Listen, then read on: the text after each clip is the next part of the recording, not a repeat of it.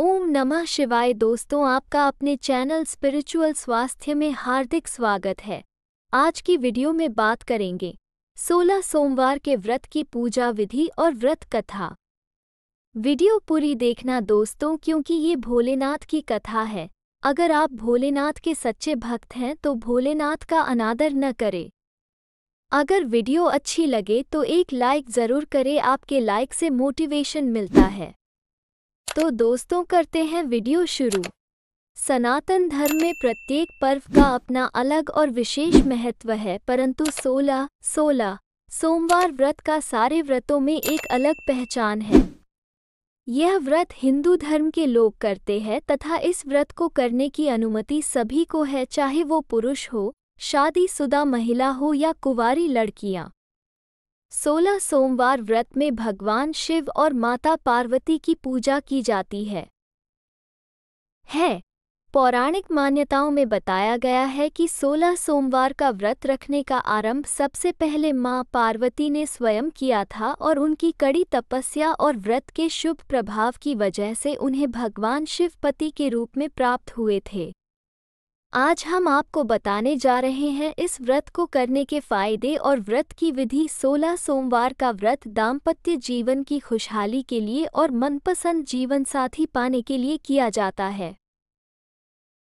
ऐसी मान्यता है कि 16 सोमवार के व्रत का आरंभ श्रावण मास से करें तो यह और भी फलदायी होता है। पौराणिक मान्यताओं में बताया गया है कि 16 सोमवार का व्रत रखने का आरंभ सबसे पहले मां पार्वती ने स्वयं किया था और उनकी कड़ी तपस्या और व्रत के शुभ प्रभाव की वजह से उन्हें भगवान शिव पति के रूप में प्राप्त हुए थे। आज हम आपको बताने जा रहे हैं इस व्रत को करने के फायदे और व्रत की विधि। 16 सोमवार के व्रत की पूजा सामग्री: शिवजी की मूर्ति, भांग, बेलपत्र, जल, धूप, दीप, गंगाजल, धतूरा, इत्र, सफ़ेद चंदन, रोली, अष्टगंध, सफ़ेद वस्त्र, नैवेद्य जिसे आधा सेर गेहूं के आटे को घी में भूनकर गुड़ मिलाकर बना लें। ऐसे ले 16 सोमवार व्रत करने का संकल्प। किसी भी पूजा या व्रत को आरंभ करने के लिए सर्वप्रथम संकल्प करना चाहिए। व्रत के पहले दिन संकल्प किया जाता है, उसके बाद आप नियमित पूजा और व्रत करें। सबसे पहले हाथ में जल, अक्षत, पान का पत्ता, सुपारी और कुछ सिक्के लेकर संकल्प करें। सभी वस्तुएं भगवान शिव की मूर्ति के आगे समर्पित कर दें। ऐसे करें। 16 सोमवार के व्रत की पूजा: हाथ में अक्षत तथा फूल लेकर दोनों हाथ जोड़ लें और भगवान शिव का आह्वान करें। हाथ में लिए हुए फूल और अक्षत शिव भगवान को समर्पित करें। सबसे पहले भगवान शिव पर जल चढ़ाएं। जल के बाद सफ़ेद वस्त्र अर्पित करें। सफ़ेद चंदन से भगवान को तिलक लगाएं एवं तिलक पर अक्षत लगाएं। सफ़ेद पुष्प, धतूरा, बेल पत्र, भांग एवं पुष्पमाला अर्पित करें। अष्टगंध, धूप अर्पित कर दीप दिखाएं। भगवान को भोग के रूप में ऋतु फल या बेल और नैवेद्य अर्पित करें। 16 सोमवार व्रत कथा विस्तार से। एक बार शिवजी और माता पार्वती मृत्यु लोक पर घूम रहे थे। घूमते घूमते वो विदर्भ देश के अमरावती नामक नगर में आए। उस नगर में एक सुंदर शिव मंदिर था, इसलिए महादेव जी पार्वती जी के साथ वहां रहने लग गए। एक दिन बातों बातों में पार्वती जी ने शिवजी को चौंस खेलने को कहा। शिवजी राजी हो गए और चौंस खेलने लग गए। उसी समय मंदिर का पुजारी दैनिक आरती के लिए आया। पार्वती ने पुजारी से पूछा, बताओ हम दोनों में चौंस में कौन जीतेगा? वो पुजारी भगवान शिव का भक्त था और उसके मुंह से तुरंत निकल पड़ा, महादेव जी जीतेंगे। चौंस का खेल खत्म होने पर पार्वती जी जीत गई और शिवजी हार गए।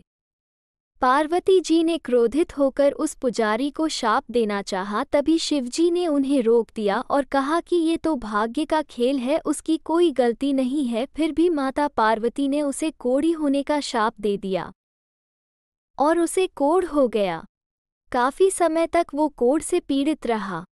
कुछ समय उपरांत वहां पूजा करने अप्सराएं आ पहुंची। उन्होंने पुजारी जी से कोढ़ी होने का कारण पूछा। पुजारी जी ने सब सच सच बता दिया।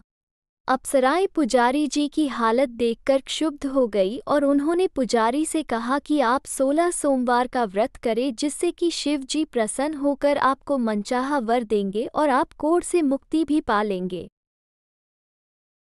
पुजारी जी ने अप्सराओं से 16 सोमवार व्रत कथा विधि पूछी। अप्सराओं ने व्रत की पूरी विधि, कथा और आरती पुजारी जी को बतला दी। सोमवार के दिन नहा धोकर साफ कपड़े पहन लेना और आधा किलो आटे से पंजीरी बना देना।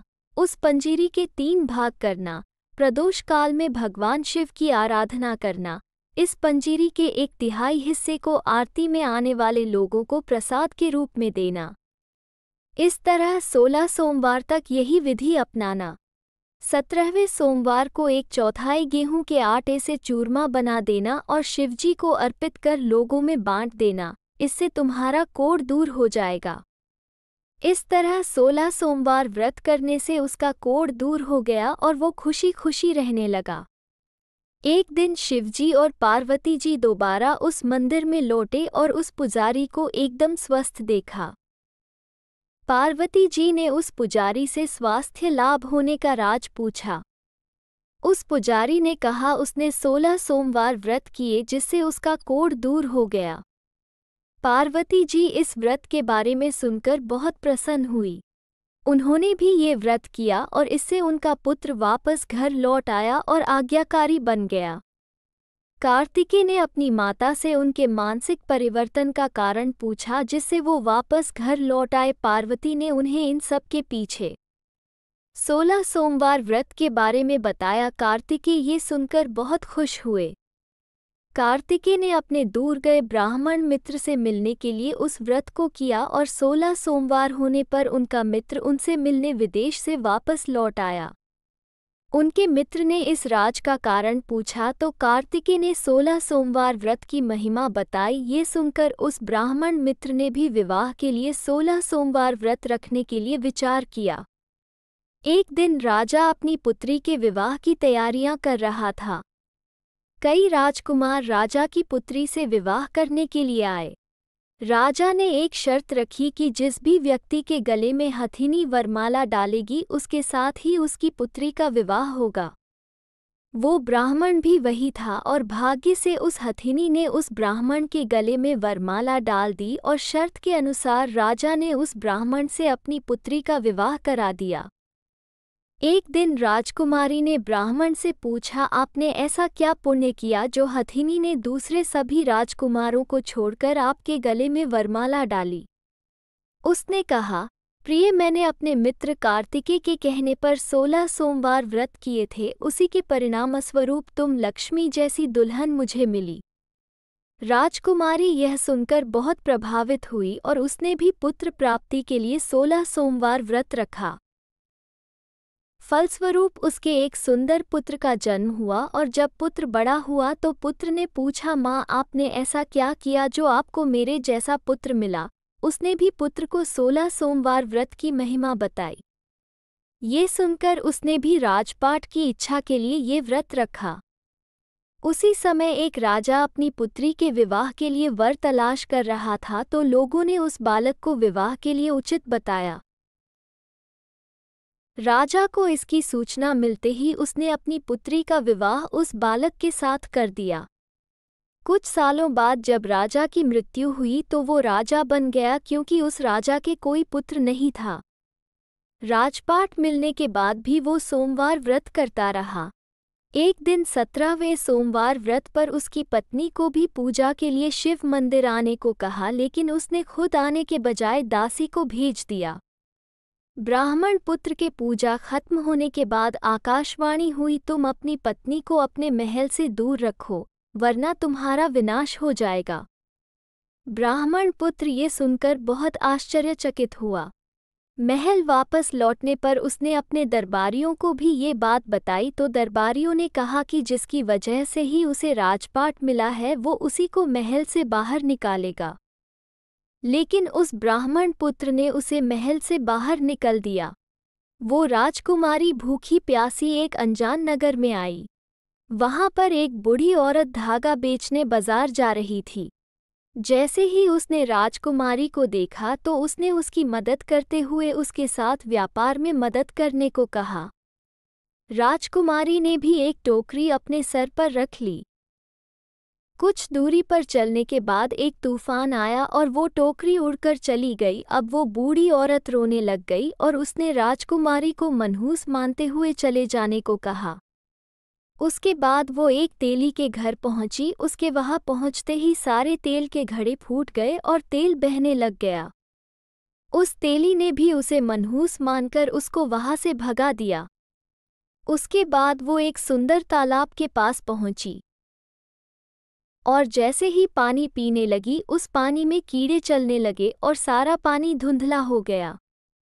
अपने दुर्भाग्य को कोसते हुए उसने गंदा पानी पी लिया और पेड़ के नीचे सो गई। जैसे ही वो पेड़ के नीचे सोई उस पेड़ की सारी पत्तियां झड़ गईं। अब वो जिस पेड़ के पास जाती उसकी पत्तियां गिर जाती थीं। ऐसा देखकर वहां के लोग मंदिर के पुजारी के पास गए। उस पुजारी ने उस राजकुमारी का दर्द समझते हुए उससे कहा, बेटी तुम मेरे परिवार के साथ रहो, मैं तुम्हें अपनी बेटी की तरह रखूंगा, तुम्हें मेरे आश्रम में कोई तकलीफ नहीं होगी। इस तरह वह आश्रम में रहने लग गई। अब वो जो भी खाना बनाती या पानी लाती उसमें कीड़े पड़ जाते। ऐसा देखकर वो पुजारी आश्चर्यचकित होकर उससे बोला, बेटी तुम पर ये कैसा कोप है जो तुम्हारी ऐसी हालत है। उसने वही शिव पूजा में ना जाने वाली कहानी सुनाई। उस पुजारी ने शिवजी की आराधना की और उसको 16 सोमवार व्रत करने को कहा जिससे उसे जरूर राहत मिलेगी। उसने 16 सोमवार व्रत किया और 17वें सोमवार पर ब्राह्मण पुत्र उसके बारे में सोचने लगा, वो कहाँ होगी, मुझे उसकी तलाश करनी चाहिए।